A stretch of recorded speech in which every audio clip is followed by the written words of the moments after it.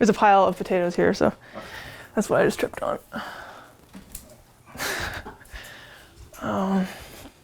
I'm just gonna open this up because I need to give Mom her wet clothes.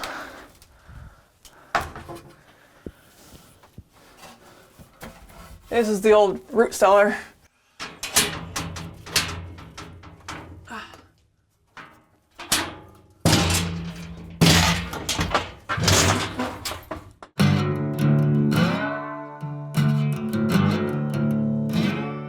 The sprawling countryside of northeast Vermont.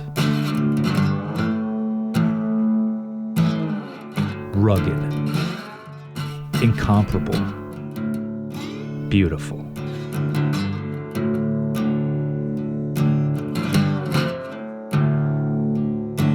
This is where Abigail Serra calls home. I guess you'd call it a sheltered child in some ways because, we didn't have TV, we didn't have a lot of stuff that, most kids grew up having. I didn't have a cell phone until I was I think 20 or something like that. I've been homeschooled since day one. I've always lived in a rural setting, always.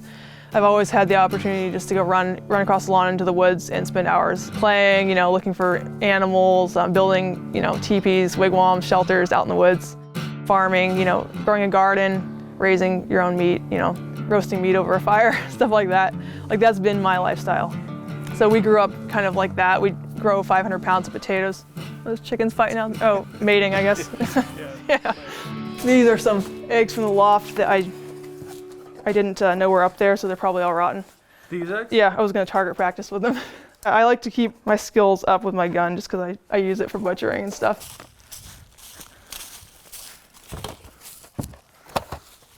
So if you walk down here, you can see there's been many things shot down here.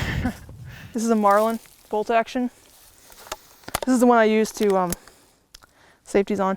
This is the one I use to butcher with.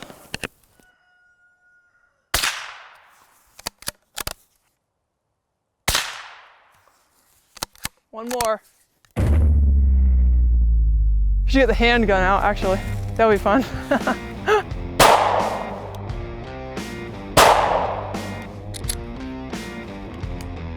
You learn to appreciate the small things in life. That's been kind of the way I was brought up.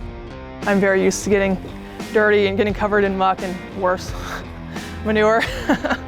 So if they had a manure pit, I'd be all for it. The dunk wall, fill that thing full of manure. That might test some people.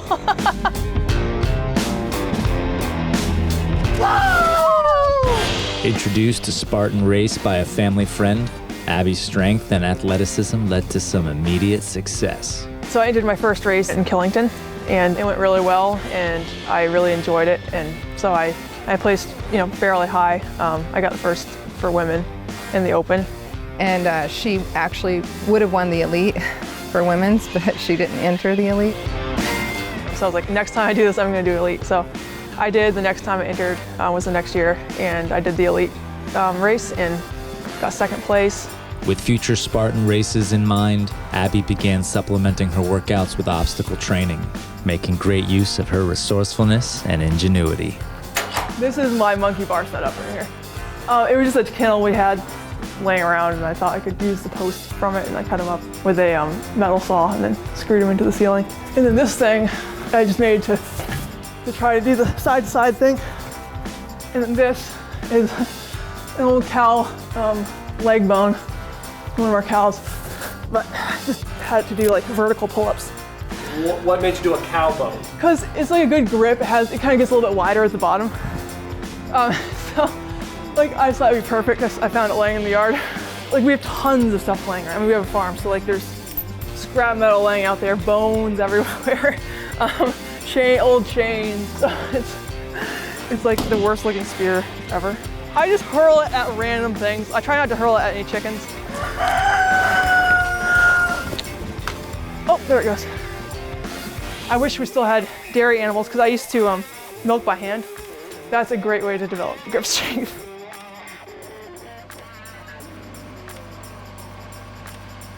For Abby's first race of 2017, she is challenging herself by traveling far from home and even further from her comfort zone. I think she'll do amazing. She always thinks she's going to do lousy, and then she comes, oh, I won.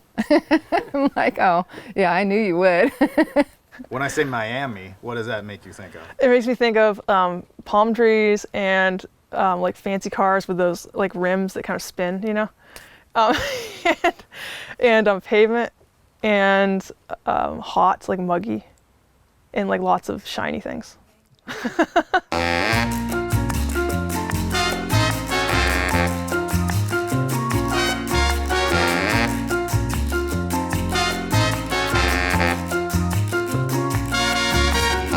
Oh, it's so nice. Look at that water.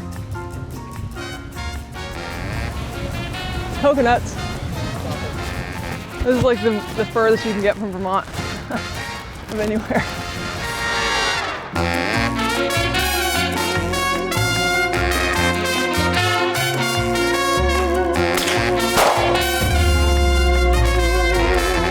I love looking at the seaweed. It's so interesting.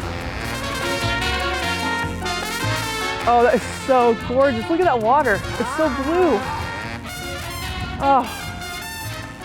Oh, man.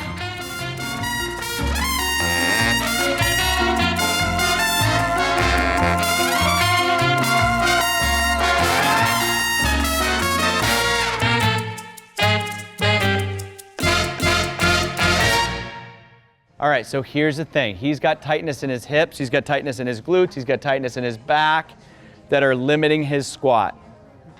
Should we go stretch all those things? Maybe. The trip to Miami affords Abby the opportunity to experience the new Spartan gym, where she is quickly able to make herself feel at home. These are easier because they're closer together and they have more grip on them. The ones in my barn are really slippery. They're yeah, they're dog kennel bars, so they're a lot more slippery. My first thought was, wow, this place is amazing. You know, like they have, actually, the funny thing is, like, this stuff kind of impresses me the most. Like that basket of oranges there. Like, What impresses you about the oranges? because it's a big pile of oranges. I love oranges. Abigail, you want to get in the shot? Yeah, get on in. All right, guys, good stuff. As the sun rises on the Miami Sprint, Abby approaches the event with a quiet confidence.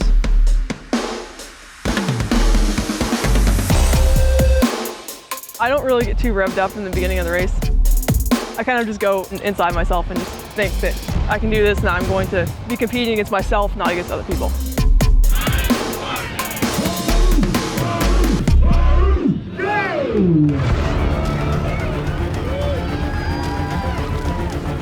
With the race well underway, elite female Natalie Miano is the first to reach the twister.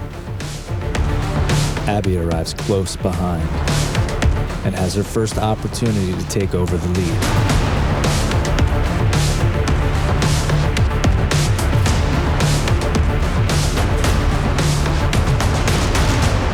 But falls short.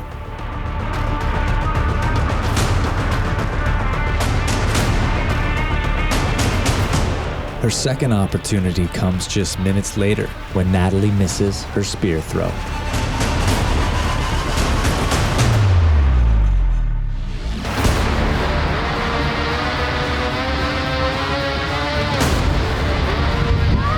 Slipping to fourth place, Abby pushes hard to retake third.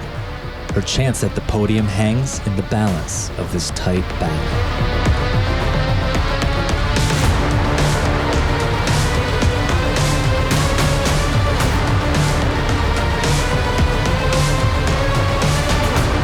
Fourth place just over her shoulder,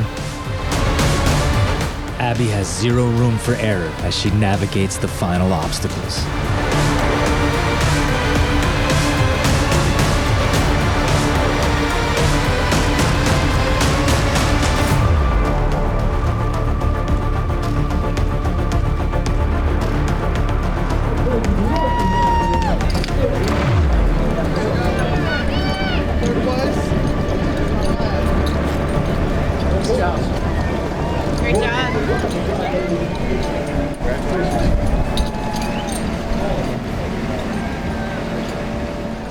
3 female elites for your Miami Sprint. Third place, with a time of 46 minutes and 6 seconds, Abigail Serra.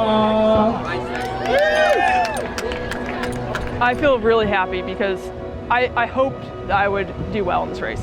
With this coin, Abby is now qualified for the Spartan World Championship, and there's no denying that her future in the sport is bright. I want to keep improving. I want to do better. Third place is great, but like I want to do the best I can do, which I don't know what that is yet. So.